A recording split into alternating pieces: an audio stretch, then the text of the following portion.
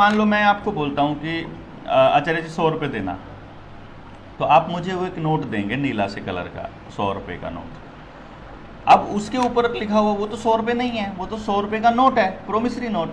तो जब सरकार से हमने ये पूछा कि आपका जो ये प्रोमिसरी नोट है ये किसके एवज में आपने हमको दिया है, इस पे लिखा हुआ है मैं धारक को 100 रुपये अदा करने का वचन देता हूं। तो इसकी रिसर्च में जब हम पहले गए तो 1968 से पहले का एक नोट हमारे हाथ में लगा 10 रुपये का, हमारे पास वो मोबाइल में है, मैं आपको दिखाऊंगा। उस नोट के ऊपर क्या लिखा हुआ है, I promise to pay the bearer on demand the sum of ₹10, उसमें 10 रुपये का नोट था वो, ₹10 at any office of issue. यानी जहां से भी ये पैसे इश्यू होते हैं वहां से आप कभी भी जब आपका मन चाहे तब आप ले सकते हो, धारक के मांगे जाने पर। अब उन्होंने 1968 में ये काट दिया, eight any office of issue काट दिया, और ये ऑन डिमांड काट दिया, और प्रोमिसरी नोट को ऐसे रख दिया मैं धारक को 100 रुपये अदा करने का वचन देता। तो उससे पूछा गया कि ये 100 रुपये क्या हैं। तो जब वहाँ से जो रिप्लाई आए, पहले तो गोल मटोल रिप्लाई करने की कोशिश किया, फिर उन्होंने कहा कि आप जा कर के आर्काइव से निकाल सकते हो, फिर दिल्ली के अंदर लाइब्रेरी है, आरबीआई के सारे डॉक्यूमेंट वहाँ पर हैं, वहाँ से निकाल सकते हो।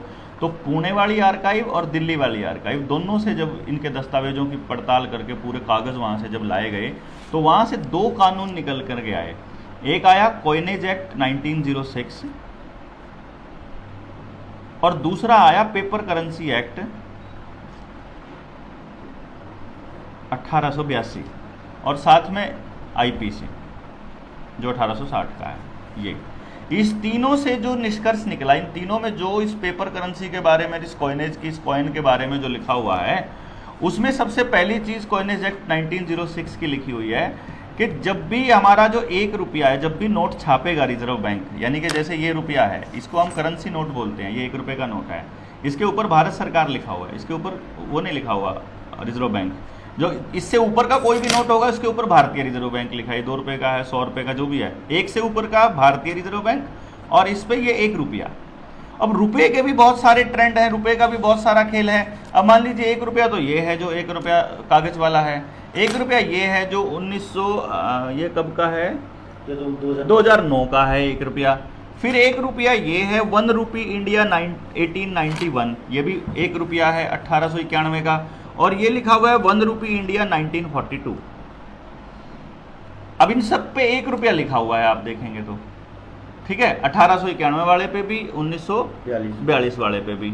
तो जब हम इन चारों रुपयों को जब हम बैंक में लेकर के जाते हैं तो बैंक इनको 4 रुपये में कंसिडर करता है, इसको भी 1 रुपये में, इसको भी 1 रुपये में, इसको भी 1 रुपये में, इसको भी 1 रुपये में। और यही सुप्रीम कोर्ट के अंदर जब वर्मा जी हमारे लेकर के जाते हैं तो जस्टिस ए के पंथा और योगेश्वर दत्त, पता नहीं क्या नाम था उनका, है ना, ऐसा ही कुछ, तो उनकी खंडपीठ के पास जब वो लेकर के गए तो उनके पास उन्होंने जब पूछा भाई हमारे इन रुपयों में फ़र्क क्यों है, हमको ये बताओ। कॉइनेज एक्ट है 1906, ये हमको एक पूरी डिटेल देता है कि कोई भी कॉइन जब बनेगा या जब भी इस देश के अंदर करेंसी बनेगी तो उसके पीछे हम लोग बैक में क्या रखेंगे, अपने पास सिक्योरिटी क्या रखेंगे। क्योंकि पहले जो ट्रेड होता था वो सोने के ज़रिए होता था, बाद में ये करेंसी वाला मैटर लेकर के आए, यही रोथस्चाइल्ड वगैरह ने पूरा गेम खेला, बैंकिंग जो लेकर के आए। तो इन्होंने शुरुआत में ये कहा, शुरू में तो इन्होंने क्या किया, रुपए की जितनी वैल्यू थी, जैसे 1 रुपये की जो वैल्यू थी वो थी 11.961 ग्राम चांदी, इस 1 रुपया इतने का था। फिर 15 रुपये की एक मोहर होती थी, जो 1 तोले की मोहर थी, वो 15 रुपये की मोहर हो जाती थी। अब इसको इन्होंने मेंटेन करके रखा वैसे ही, ताकि लोगों के अंदर मतलब सिक्के का जो चलन है वो चालू हो जाए एक बारी। जैसे अभी आपने यूपीआई से पेमेंट किया तो यूपीआई आपके दिमाग में, ये डिजिट जो है ये आपके दिमाग में पैसा है।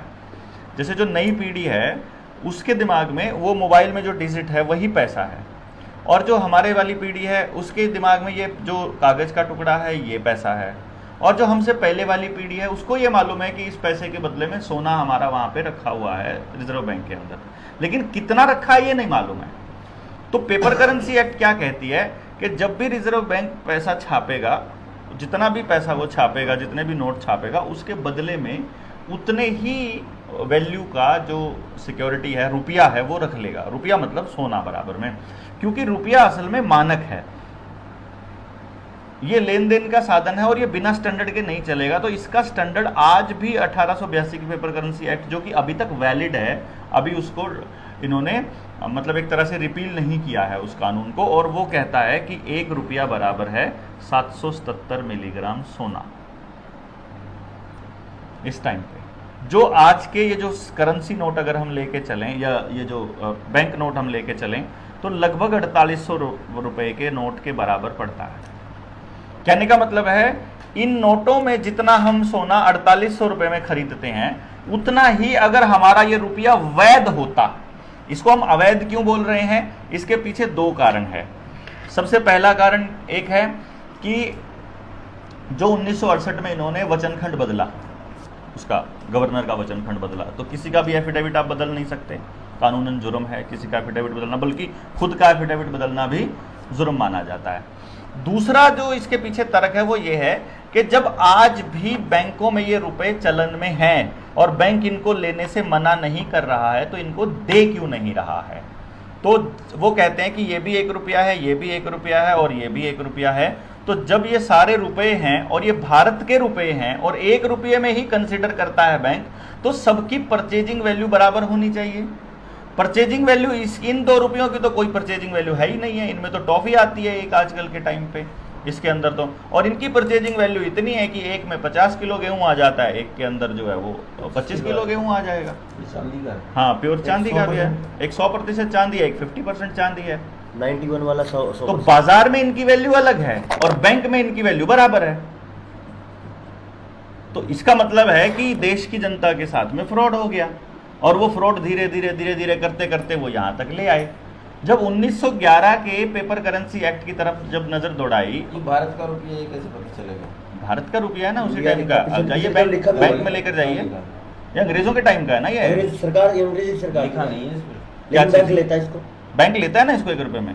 आप जाइए बैंक में लेकर के, 1 रुपये में लेगा, मना नहीं करेगा इसको। 1 रुपी इंडिया, अब वैसे तो पीछे लिखा, वैसे लिखा तो है 1 रुपी इंडिया।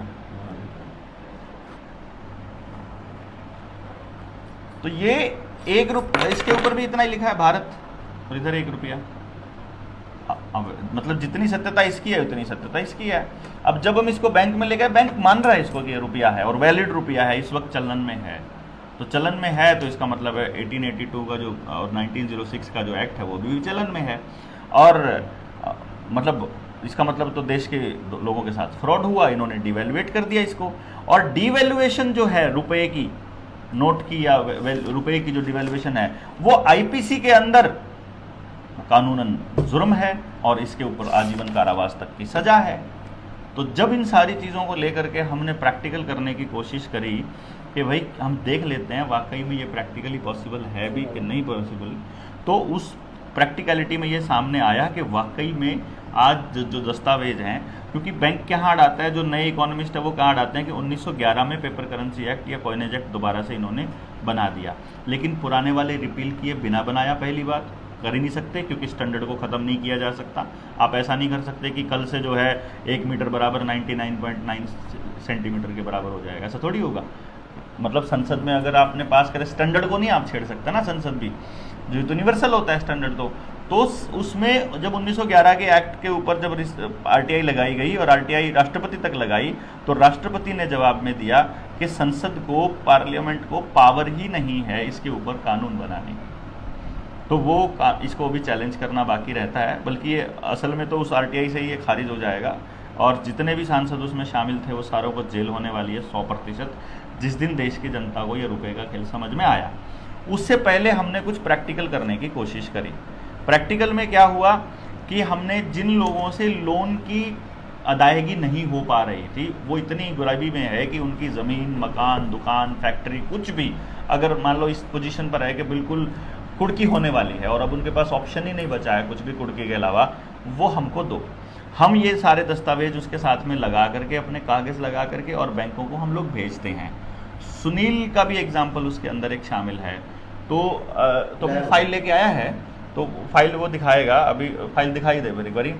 इनमें क्या हुआ कि जब हमने बैंक को ये कहा कि भाई हमको पता चला है कि तुमने हमारे साथ फ्रॉड रुपए में ट्रेड किया है, तुमने हमको जो पैसा दिया वो असली रुपया नहीं था, क्योंकि मेरे असली रुपए की तो वैल्यू ये है और इसमें तो ये पूरा का पूरा खेल है। तो ये बैंकों को, ये कार लोन का एक का है, मतलब इसके टोटल कितने लोन थे? 4 लोन थे इसके। टोटल कीमत थी, इसमें दो है, हाँ। एक 829 का है, एक 6 का है। तो 14 लाख के लोन का ये डिटेल में है। इस 14 लाख के लोन की जो हमारी जो टोटल पेमेंट जो देनी बनती है बैंकों को, वो जब हमने इनके हिसाब से लगाया, ये 489 का नोटों के कूटकरण में भारतीय दंड संहिता की धारा 489 क ख ग घ अंक के अनुसार संज्ञेय अपराध है, जिसके लिए आजीवन कारावास तक का दंड निर्धारित है। तो ये जो रुपए में हमारी टोटल वैल्यू बनती है, इस 8,29,000 रुपए की जो वैल्यू आज के दौर में, जिस दिन ये चिट्ठी भेजी थी उस दिन का जो सोने का रेट है, उसके हिसाब से जो हमारे वैध रुपए में 169 रुपये 93 पैसे बनती है। तुमने जो हमारे साथ छल किया, फिर हमने इसके अंदर लिखा कि हमारे इतने रुपए काट करके बाकी का पैसा जो हमने किस्तों के रूप में तुमको दिया है ये हमारा वापस करो, और नहीं तो फिर हमको बताओ कि तुम अवैध रुपए में कारोबार करना चाहते हो। जब हमने बैंकों को आवेदन दिए, बैंकों की RTI लगाई, बैंकों से पूछा, ये सारे नियम, ये सारे लॉ हैं जो हमने इसके साथ अटैच किए हैं, तो ये बैंकों को हम भेज चुके हैं। और एक चीज़ और कल हुई, क्या हुआ, हाँ। मैंने इनकी FIR की थी। ये है एक लोन है हीरो फिनकॉर्प, ये हीरो कंपनी का है। तो मैंने इसके कागज़ लगाए थे, इसका आवेदन लगाया था। तो जब आवेदन लगाया तो इसका जवाब काफ़ी दिन नहीं आया, तो मैंने FIR करी फिर कि भाई ये हमें परेशान कर रहे हैं और जवाब नहीं दे रहे हैं, मैं तो पेमेंट करने के लिए तैयार हूँ। 2 महीने के बाद कल इधर वसंत विहार दिल्ली से फ़ोन आया SHO का कि आपका क्या केस है। मैंने उनको बोला कि ये बैंकों का फ्रॉड का केस है, कि 420 के केस में फंस रहे हैं, वो हमें डिवैल्यूएटेड करेंसी पे लेन देन कर रहे हैं, और मैं तो भारत के कानून को मानने वाला हूँ, तो मैं तो फ्रॉड करेंसी पे लेन देन नहीं करूँगा। तो काफ़ी देर बहस करने के बाद वो बोला कि भाई ठीक है, तेरे को जो करना है कर, कोर्ट में चला जा, और जैसा मेरे पास जवाब बनता है मैं दे देता हूँ। यानी उनको भी पता नहीं है इस मामले का।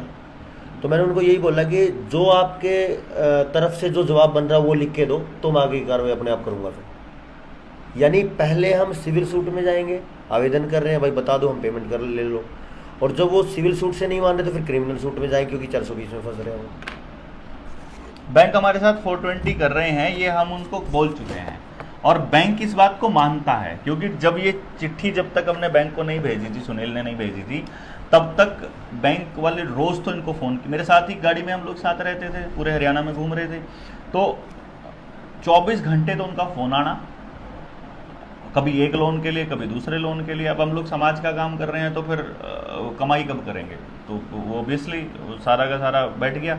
लेकिन फिर बाद में हमारे पास ये दस्तावेज सारे के सारे हाथ आ गए। दस्तावेज हाथ आने के बाद हमने फिर इसका प्रैक्टिकल कि चलो कर ही लेते हैं, और उनको बोल दिया कि भाई ठीक है, हम देना चाहते हैं, आप हमारे को ये हमारे सवालों का जवाब दे दो।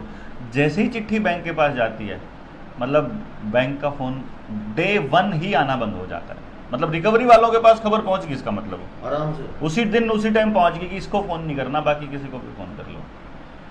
और तेरा कागज़ भी उल्टे आ गए थे।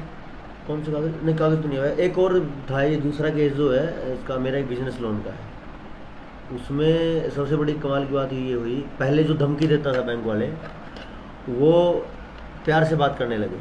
तो मैंने उनको मैसेज किया कि भाई साहब, अगर बात पर्सनल होती तो विषय अलग था, बात बैंकिंग सिस्टम की है जो डॉक्यूमेंट बेस्ड है। मेरे पूरे घर की और ज़मीन के पेपर आपके पास हैं, यानी आप टोटल सिक्योरिटी में हो, क्योंकि मेरे को देने तो 9 लाख रुपए हैं, और मेरी जो प्रॉपर्टी की वैल्यू है वो 19-20 लाख रुपए के आसपास है। यानी मैंने उनको बोला कि आपकी टोटल सिक्योरिटी में नीलामी करवा दो, करवा सकते हो तो मैं तैयार हूँ, अगर हिम्मत है तो करवा दो। लेकिन मैंने कुछ सवाल पूछे बैंक से, यानी सिस्टम से, पर्सनल मैटर नहीं है अपना कुछ भी। तो बैंक तो डॉक्यूमेंट बेस्ड काम करता है, मैं भी डॉक्यूमेंट का जवाब डॉक्यूमेंट्स में चाहता हूँ, और साफ साफ लिखा है कि मैं आपकी शर्तों पर ही कर्ज की अदायगी करूँगा, केवल जवाब दे दो। अभी तक इसका कोई जवाब नहीं आया। अब बोल रहे कि यार मिल ले एक बार, जो पहले धमकी देता था बोल रहे मिल ले यार एक बार, कि बैंक मैनेजर है। अब ये सेटलमेंट की बात करेगा, मैं सेटलमेंट करूँ, क्यों करूँगा? सेटलमेंट कर लूँ कितने में भी, या 0 पे करूँ?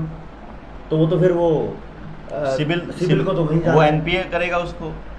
सिविल खत्म होने वाला है तो सेटलमेंट में भी करेगा, और न ये हम इस तरीके से जाएंगे तो भी करेगा। तो हम कानून के हिसाब से जाएंगे।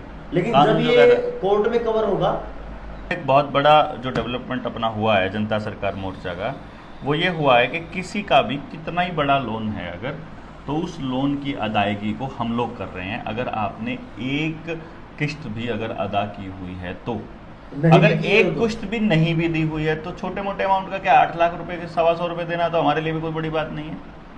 हम क्या कर रहे हैं, हम बैंक को सिर्फ चिट्ठी ये लिख रहे हैं कि तुम्हारा जितना रुपया बनता है उस रुपये के हिसाब से जितनी उसकी परचेजिंग पावर है उतनी ही परचेजिंग पावर हमारे वैध रुपए की इतनी रुपए की बनती है। तो आप लोग हमारे खाते से इतना रुपया काट लीजिए, हम उसका चेक भेज रहे हैं, बाकी एक भी रुपया उसमें से काटने की ज़रूरत नहीं है। और जब तक हमारा ये मसला सॉल्व नहीं हो जाता, जब तक बैंक इसका जवाब नहीं दे देता हमारे अकाउंट में से एक भी पैसा काटा तो तुम लोगों के ऊपर हम लोग कानूनी कार्रवाई करेंगे। सिंपल। उसके बाद फिर बैंक ना तो पैसा काटता है, ना ही उसके बाद फिर कोई और कार्रवाई, फिर तो पुलिस की कार्रवाई, फिर धारा 80 का नोटिस, फिर दूसरी आरटीआई जो एफआईआर वो सब चलती हैं, फिर कागजी कार्रवाई। हमारा ज़मींदार या हमारा जो आम जो नागरिक है देश का, वो कहाँ फंसता है इस बैंकिंग सिस्टम के आगे कि जब बैंक वालों का फ़ोन आता है, एक तो वो डर जाता है कि पड़ोसी क्या कहेंगे, मतलब इज्जत बेइज्जती वाला जो पंगा है। दूसरा, उसको समझ नहीं है कि बोलना क्या है उनके आगे। और तीसरा, वो बैंक मैनेजर से जाके पर्सनल मिल लेता है। मतलब क्या करता है कि बैंक मैनेजर ने एक नोटिस दिया बंदे को, अब उसने क्या किया कि तुम्हारा इतनी किस्तें, तुम्हारी 3 किस्तें जो है वो टूट चुकी हैं, अब तुमको नोटिस भेज रहे हैं, या तो करवा दो नहीं तो तुम्हारा जो अकाउंट है वो एनपीए हो जाएगा। वो बंदा आकर के बैंक मैनेजर से मिल लेता है, बैंक मैनेजर को वो समझा देता है कि मेरा अभी नहीं है, मैं अगले महीने दे दूंगा। बैंक मैनेजर उसको फिर महीने भर का समय दे देता है। बैंक मैनेजर फिर से दूसरा नोटिस भेज देता है, वो फिर आके मिल लेता है, वो फिर समय ले लेता है। ऐसा करके वो साल 6 महीने निकाल देता है ऐसे ही। अब वो बैंक मैनेजर को कुछ भी लिखित में नहीं देता, हमारे वाला बंदा। बैंक मैनेजर सब कुछ लिखित में दे रहा है, पहला नोटिस भी, दूसरा नोटिस भी, तीसरा नोटिस भी। तो जब बैंक मैनेजर जाकर के कोर्ट में खड़ा होता है, बैंक जब कोर्ट में खड़ा होगा तो कोर्ट में दस्तावेज बैंक की तरफ से मिलते हैं, हमारी तरफ से एक भी दस्तावेज मिलता नहीं है। तो जो मालिक है, जो जमीन का मालिक है, उसके पास तो कोई कागज नहीं होता है। तो यहाँ पे फंसता है पहले नंबर पे, तो लिखित कार्रवाई नहीं करते हैं। दूसरी जहाँ फंसता है वो ये है कि अब सरफेसी एक्ट आ गया है। सरफेसी एक्ट के अंदर डीसी को परमिशन दे दी, डीसी को ये पावर दे दी गई है कि वो महीने 2 महीने के अंदर अंदर आपकी ज़मीन की कुर्की के आदेश दे सकता है। तो बैंक वहाँ पहुँचती, क्योंकि क्या होता है कि गूगल पे कितना सर्च हो रहा है, लोग कितने वीडियोस देख रहे हैं और कितने शब्द इस्तेमाल हो रहे हैं, आर्टिफिशियल इंटेलिजेंस उनको पूरा जानकारी दे रहे हैं कि रुपए के ऊपर देश में जागृति आ रही है, लोग बात करने लगे हैं। तो वो अब धीरे धीरे इस रुपए को गायब करके डिजिटल करेंसी लाने की फिराक में है। सीबीडीसी, ई रुपया जो लेके आने हैं, सीबीडीसी के जल्दी से जो है आपके पास से ये जो करेंसी नोट है ये खत्म हो जाए। पहले 2000 का खत्म, फिर 5000 का, तो ऐसे करके, क्योंकि अगर करेंसी नोट रहेगा, अगर बैंक नोट रहेगा तो आपको मालूम रहेगा कि खेल क्या है रुपए का। अभी नवंबर में 500 का भी खाने वाले हैं। 500 का भी खा सकते हैं ये, तो 500 वाला खा गए तो उसके बाद में जो है वो आपको मतलब कोई लाभ दे देंगे। अभी इन्होंने मतलब ट्रिलियंस ऑफ ट्रिलियंस में रुपया छाप के रखा हुआ है, हर आदमी के खाते में लगभग 1 लाख रुपया ट्रांसफर करने वाले हैं ये, हर आदमी के खाते में, जितनी भी पॉपुलेशन है सबके खाते में। क्योंकि आगे क्लाइमेट के नाम पर या 2025 में कोई दूसरी बीमारी के नाम पर अभी आने वाले वक्त में लॉकडाउन लगने वाला है, ये तैयारी करके बैठे हुए हैं। और उसी टाइम जैसे ही वो लॉकडाउन लगेगा आपके खाते में ट्रांसफ़र हो जाएगा पैसा आपके काम चलाने के लिए। तो आपको कुछ भी परचेज़ करना है आप ऑनलाइन ऑर्डर कीजिए, ड्रोन आपके घर छोड़ के जाएगा। क्योंकि वैसे तो नोट से जो है वो बीमारी फैलती है, वायरस फैलता है, नोटों का इस्तेमाल नहीं करना है, आदमी का हाथ नहीं लगेगा, ड्रोन छोड़ के आएगा। आपको इस तरह का माहौल बनाएंगे ये, तो वो असली माहौल है बेसिकली आपको घरों में रखना और ऑनलाइन को ज़्यादा से ज़्यादा प्रमोट करना, चाहे उसमें वर्चुअल रियलिटी को प्रमोट करना है, डिजिटल करेंसी को प्रमोट करना है, सब कुछ घर बैठे करने को प्रमोट करना है, आपकी काम धंधे को चौपट करना है, आपके बाज़ार को चौपट करना है, पब्लिक में आपकी अपीयरेंस को ख़त्म करना है, पब्लिक में अगर सरकार के विरोध में अगर आपकी बातें जा रही हैं, सरकार को अगर नुकसान हो रहा है तो उनकी सभाओं को रोकना बेसिकली असली पर्पज़ ये है। क्योंकि सरकार वाली सभाएँ तो कोरोना के टाइम पे भी नहीं रुकी थी, वो तो चल रही थी पूरा दबा के। तो ये तो है इनका डिजिटल करेंसी लाने का प्लान। तो इसमें हम लोग लगभग कर्ज मुक्त हम हर व्यक्ति को कर पा रहे हैं, जितने भी अभी लोग आए हैं। हालांकि इसका परिणाम क्या निकलेगा अभी? जो मान लो आपको नोटिस आना बंद हो गया या बैंक ने अप्रोच करना बंद कर दिया कलेक्शन टीम ने, देखो पहले जो आ गया हम अटैक डिफेंसिव मोड में आ गए कि भाई हम बच गए, कि हमारा जो टॉर्चर था वो खत्म हो गया। जैसे ही उनकी तरफ से प्रेशर आना बंद हो जाता है तो हम क्रिमिनल सूट पे जाते हैं, FIR करेंगे, धारास्ती का नोटिस आएगा। क्रिमिनल सूट पे जैसे ही उसकी सुनवाई होगी तो फिर वो निकल के आएगा कि भाई ऐसा काम क्या है, तो फिर वो फंसते हैं कि ये डिवेल्यूशन ऑफ द करेंसी का काम कर रहे हैं, पुट करने की बात कर रहे हैं, तो फिर 420 के केस में फंसता है बैंक, फिर कोर्ट में बात आएगी। हमारे को NOC मिलेगी 100%, लेकिन वो मिलेगी का किसी केस में मिली है? नहीं मिलेगी। मैं बता रहा हूँ अभी इसलिए नहीं मिलेगी क्योंकि अगर 1-2 केसेस होते हैं तो बैंक को जो कोर्ट है वो स्पेशल निर्देश देता है। हमने 1-2 केसेस किए थे जो बड़े लेवल पर पहुंच गए। 2017 में हमने एक एग्जाम्पलरी कोर्ट केस करने की कोशिश की थी, बोलेरो गाड़ी का एक केस था 6 लाख रुपए का। उसमें क्या हुआ, कोर्ट तक पहुंच गया वो बाय चांस, और कोर्ट में जाते ही कोर्ट ने तारीखें देना बंद कर दिया। उसके बाद कोर्ट ने बैंक को बुला करके स्पेशल इंस्ट्रक्शंस दी, किसी भी कीमत पर इस व्यक्ति का ये केस वापस आपको बाहर ही सुलझाना पड़ेगा। तो बैंक ने आकर के मालिक को इतना बोला, भाई तुझे पैसे देने हैं ना देने हैं, ना दे, तेरे को और पैसे चाहिए और ले, लेकिन ये केस उठा ले। तो उसको कोर्ट ने बाहर ही मैनेज कर लिया, बेसिकली बैंक ने बाहर ही मैनेज कर लिया, उसको कोर्ट में चलने ही नहीं दिया। क्योंकि कोर्ट में अगर ये मुद्दा चलता है तो कोर्ट को आदमी के फेवर में देना पड़ेगा, बैंक यहां फंसता है, पूरा रिजर्व बैंक फंसता है। अब किसी को भी नहीं मालूम है कि रिजर्व बैंक ऑफ इंडिया एक प्राइवेट संस्था है और ये बैंक ऑफ इंग्लैंड की शाखा है जो कि रॉथस्चाइल्ड उसको संभालता है। तो यानी पूरा का पूरा गेम, यानी कि पूरा सिस्टम ये है। अभी बैंगलोर हाईकोर्ट का एक आदेश आया था जिसके अंदर उसने कहा था कि बैंक कर्मचारी सरकारी कर्मचारी नहीं है, 2019 का वो आदेश है। ठीक है, इसका मतलब ये हुआ कि बैंकिंग जो है, बैंक में काम करने वाले लोग सरकारी नहीं है, ना बैंक की कोई प्रॉपर्टी, किसी भी दुनिया के किसी भी देश में बैंकों के पास अपनी कोई प्रॉपर्टी नहीं है।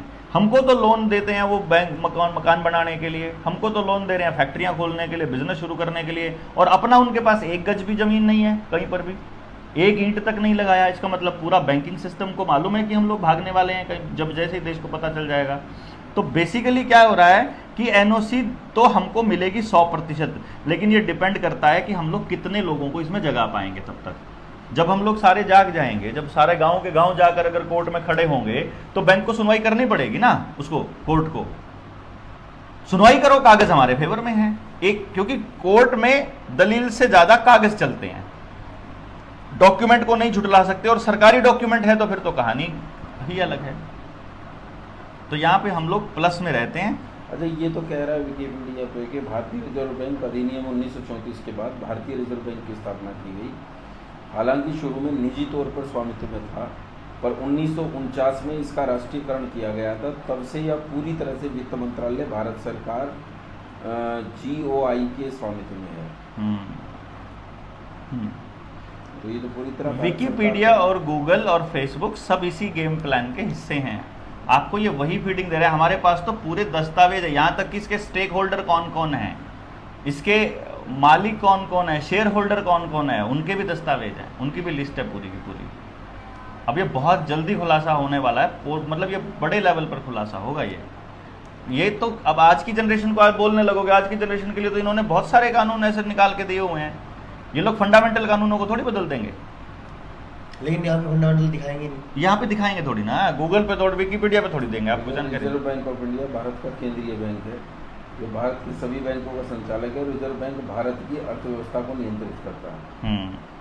रिजर्व बैंक भारत की स्थापना 1 अप्रैल 1935 को हुई। जो 200 टन सोना 2014 में इंग्लैंड गया था, उसके पीछे क्या कारण दिया RTI में मालूम है? जो जियोपॉलिटिक्स है, नवनीत चतुर्वेदी ने जो किताब लिखी थी जियोपॉलिटिक्स, जिसके अंदर वो ये बता रहा है कि जो 200 टन सोना जो इंग्लैंड भेजा, उसमें भारत सरकार ये कहती है, और इंग्लैंड से जो आदेश आया वो ये आया कि सिक्योरिटी रीजन से वो पैसा वहाँ भेजा गया है, रिजर्व बैंक का पैसा है ये। पैसा मतलब सोना, 200 टन सोना। सिक्योरिटी रीजंस मतलब रिजर्व बैंक का एक्चुअली हेड ऑफिस जो है वो बैंक ऑफ इंग्लैंड ही है, और बैंक ऑफ इंग्लैंड की मुख्य शाखा ने अपना रुपया वहाँ मंगा लिया, सिक्योरिटी डिपॉजिट। सारा रुपया वहाँ मंगा लिया। अब हमको ये मालूम भी नहीं है कि आपका कितना पैसा वहाँ, लाखों टन मतलब सोना जो है वो इंग्लैंड लेकर गए थे जिस टाइम पे ये रिजर्व बैंक बनाया था इन लोगों ने। जब 1947 में देश छोड़ कर 1934 के बाद मतलब वो करेंसी, जब इंग्लैंड वाले बोले कि अंग्रेज़ बोले कि हम लोग अपनी करेंसी लेकर के जा रहे हैं, तुम लोग अपनी छाप लेना, तो जो अपनी करेंसी वो लेकर के गए उसके साथ में वो अपना सोना भी लेकर के जो उसके बैक एंड पर रखा था, उसकी बैकिंग के लिए रखा था, सब कुछ लेकर के चले गए। यानी वो जो लूट थी वो लूट आज भी जारी है। जिस टाइम पे की बात हम कर रहे हैं, मुझे 1980 के दौर का भी मालूम है, उस टाइम का भी मुझे याद है जब हम देखते थे 80 के दशक में कि हमारी जो दादी थी उनके पास में सोना और चांदी दोनों होता था और खूब होता था। मतलब पैरों में तो चांदी ही चांदी थी, ऊपर सोना ही सोना होता था। आज किसी के पास सोना नहीं बचा है, सारे खेत कर्जे पे जा चुके हैं, मकान कर्जे पे है, गाड़ी कर्जे पे है, आपका पशु कर्जे पे हैं, आपका ट्रैक्टर कर्जे पे है, आपका क्रेडिट कार्ड अगर बना हुआ है तो आपके कपड़े तक कर्जे पे हैं क्रेडिट कार्ड से जो खरीद रहा है। यानी आज हर बंदा कर्जे पे है और बैंक पैसे पे पैसा छापता जा रहा है, उधर से पैसा छपता जा रहा है, उधर से इसकी वैल्यू कम होती जा रही है। वो कहेंगे आज डॉलर के मुकाबले 80 रुपये हो गया, आज डॉलर के मुकाबले 81 हो गया, आज फलाना हो गया, ढिमका हो गया, ये चलता रहेगा। ये डॉलर के मुकाबले कैसे हो सकता है? मतलब अगर गोल्ड को ध्यान से दिया जाए, अगर परचेजिंग पावर रखी जाए तो परचेजिंग पावर थोड़ी ना कम या ज़्यादा हो सकती है उसकी रुपए की, लेकिन इसी को छुपा दिया गया लोगों से कि ये मानक है, ये स्टैंडर्ड है, इसका गोल्ड स्टैंडर्ड क्या है, इसका एक्चुअली इसकी वैल्यू क्या है, यही नहीं पता है लोगों को। और लोग पीछे भाग रहे हैं इन मतलब बैंक नोटों के पीछे। नोट नहीं है ना असली पैसा, ये असली पैसा गोल्ड है ना। ये सवाल ही आरटीआई के लिए थे जो पहला था। फाइनेंस कंपनी जिस रुपए के लेन देन की बात करती है उस रुपए की धातु मानक स्टैंडर्ड क्या है, कोई जवाब ही नहीं है।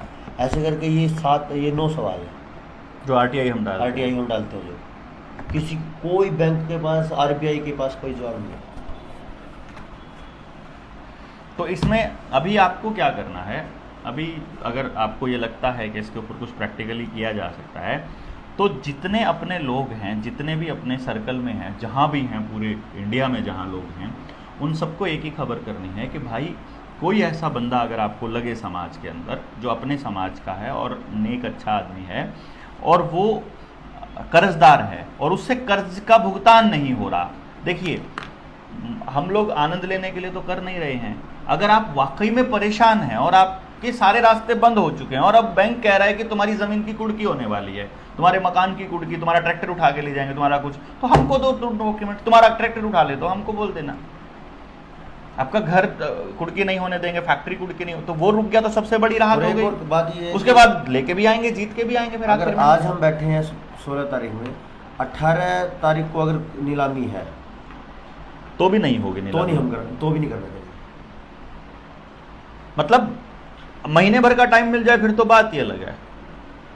महीना 2 महीना पहले जैसे ही चिट्ठी आती है, कोई कुड़की की चिट्ठी आती है, तभी हो जाए तो बहुत बड़ी बात है। अगर नहीं भी आती है, टाइम के टाइम भी पता चलता है। मतलब बहुत केसेस ऐसे हुए, जैसे हमारे एक मित्र थे पुणे में, उनका 1.25 करोड़ का केस था। उनका घर पे नीलामी करने, ताला लगाने के लिए आए हुए थे। वापस जाना पड़ा उनको जब डॉक्यूमेंट दिखाए उनको कि तुमको ये कागज़ भेजे हुए हैं, पहले इनका जवाब दे दो, उसके बाद कर लेना। हम कब मना कर रहे हैं? यहीं पे फंस जाते हैं हम, क्योंकि पेपर की लड़ाई सबसे बड़ी लड़ाई है इस टाइम पे। तो वो आप उनसे बातचीत कर सकते हैं, जितने भी लोग हैं।